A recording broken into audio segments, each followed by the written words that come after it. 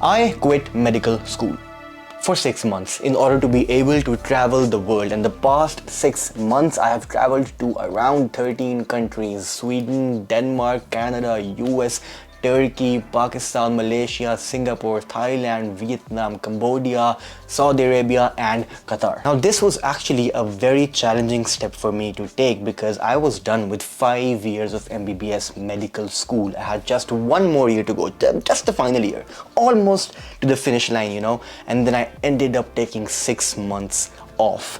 So now looking at all this in retrospect, my final year is gonna begin in like 2 weeks. The question is, do I regret doing all this? Now to be able to answer this, I need to look at the whole scenario, the whole picture, zoom out and analyze how things have been, see if the positive experiences outweigh the negative ones. So let's start off by the positive experiences first. The number one experience I had by traveling solo and backpacking in Asia was that I got really comfortable with spending time with myself. And there is one thing I have really been thinking about and saying it to everybody else I meet, and that is, how can you expect other people to appreciate your presence if you can't even have fun with your own company? I had this realization that in order to have fun, in order to, travel, I don't need other people. It's good to have your friends and family sometimes to be able to travel with, but you don't have to wait on people if you want to travel. The reason why most people don't end up traveling so much is because they're scared to travel alone, and most of the times their schedules do not match with their friends or with their families, and hence their plans get cancelled. We all have been there, that one friend in the group who can never actually agree with your plans, and hence the entire plan goes down the drain.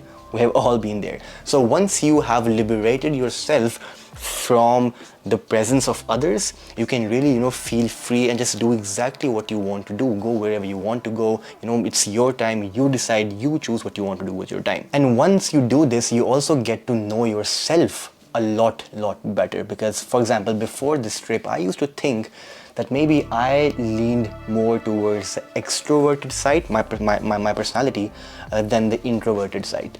But now, having been staying at different hostels, meeting new people, I have realized this one thing, that I'm actually more of an introvert than I am an extrovert.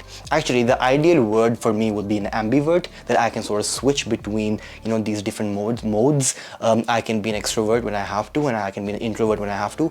But I would say that I lean more towards the introverted side because I don't like, really talking to people. It doesn't give me that kind of energy. For me, it's like the ideal scenario would be to meet a couple of new people and just sit down and talk to them at a table, instead of being at a party where everybody's having fun, everybody's drinking, and you have to talk to new people all the time. No, that just drains energy from me. So what gives me energy is having just a few people around you who can talk to, discuss things, just have fun, hang around, instead of being at these big parties where you have to hang out and meet new people every 2 minutes. The second positive experience is that you get to meet new people and new like-minded people. I literally met people from like all around the world, especially Europe, Germany, the UK, people who quit their jobs, their full-time jobs, and are now using up all their savings just to be able to travel the world and just enjoy life, have fun. You make connections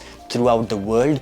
You meet these new people who have different perspectives on life. You get different ideas, you get to know people from different backgrounds and different cultures, and that is a very, very, very amazing experience, which makes you realize that, well, even though we all look different, we all speak different languages, we all live in different countries, but still the human nature, our natures within, is pretty much the same. We all have these similar sort of demands or asks from life, that we just want to have fun.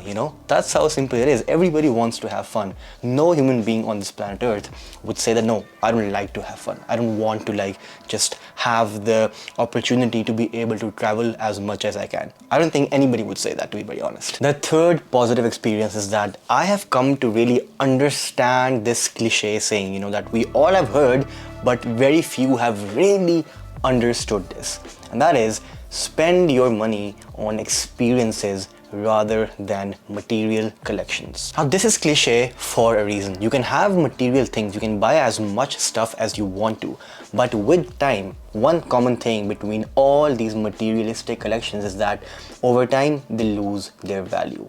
You know, the more you have them, the more you use them, the less they are worth in terms of money. Their monetary value decreases, except for, of course, you know, investments, property and stuff like that.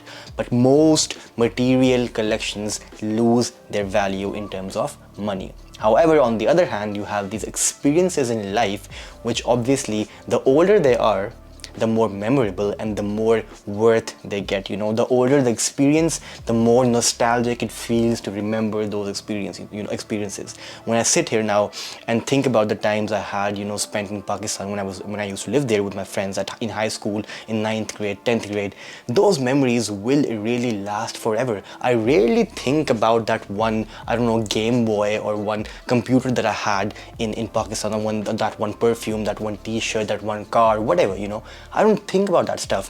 What you really think about and things that really make you happy in the future are the memories. These are the experiences. The fourth thing I've realized is that in Asia or in the East, in Africa, for example, in Asian countries, the hospitality is just at another level. You know, you rarely get to experience that kind of hospitality in the West or in most Western societies. You know, people in Asia, they are so much more easier to talk to, they're much more warm, they're much more welcoming, the hospitality is amazing, they will be happy to be in your vlogs even if they don't know you. Whereas here in the West, it's a taboo to just start speaking to random people. You know, it's not that easy, and people are just not that welcoming. You don't feel that kind of warmth coming from other people towards you. And I'm not trying to shit on Western societies, I promise you that. I live in Norway, it's a Western society, and very conservative, very like, people are very like, they don't talk to each other that much. It's a very closed community. But still, I think this is one aspect where I think Eastern countries and African countries are just way ahead of the West. Now let's come to the negative experiences. Luckily, there were not many, and I had to think really hard to come up with like some negative experiences that I had. I could think of two. The first one is that the excitement of visiting a new country fades away. It's not thrilling anymore to visit a new country. For example, if you're traveling from, I don't know, Vietnam to Cambodia, it just doesn't feel like you are visiting a new country. It's just like, oh, okay, I'm just gonna take a bus, and it's like I'm traveling from one town to the next. The reason why we all humans love to travel in the first place is because it's a break from our routine lives, right? We work from 9 to 5 every day, Monday to Saturday or Monday to Friday, and then we finally get this break, you know, where we have a whole different routine. We can just relax, travel to a different country, you know, and sink our shoulders or lower our shoulders. However, when you are traveling so much, traveling becomes the norm. You are in a constant state of motion, moving around, traveling, so traveling becomes the new norm. 9 to 5 work is not the norm. So when traveling is the norm, it just doesn't feel that special anymore. So the thrill of visiting a new place, a new country, that just completely fades away. And that, I think, was just one negative experience. And the second one that I can think of is that there are moments when you're traveling alone, when you're traveling solo, there are going to be moments where you feel lonely. You know, it's not always, you know, traveling alone is not the same as being lonely, but there will be moments when alone and lonely are synonymous. And that's because you have these certain experiences when you're traveling solo where you think that, oh, it would have been so nice to have somebody special, my friends, my family, you know, your significant other with you to experience that moment, because that moment is just so precious and you want to share that moment with your closest friends or your closest circle.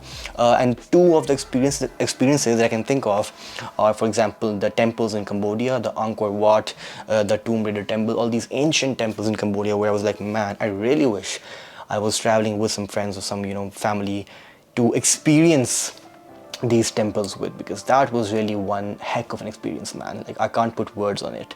And also the second one would be maybe the islands in Thailand, you know, the Maya Bay, Phi Phi Island. Those were also very, very, very surreal, astonishing beauty. And I wished that I had somebody to share those moments with as well. So overall, do I regret taking a gap semester and traveling like a freak? The answer is absolutely not. The way I think about this is that 10 years from now, 15 years from now, I won't regret becoming a doctor 6 months late. But what I will be, cherishing are the moments, are the experiences that I had while backpacking in Asia all alone, completely solo. That's the memories I will be telling my maybe grandchildren about. I won't be telling them about, oh, it was so much fun to be a doctor for 6 extra months in my life. No, it's the memories.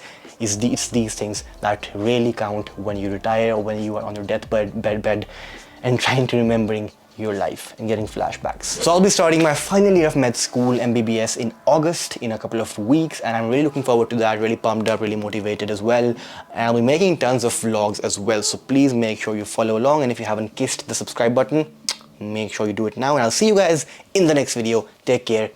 Peace.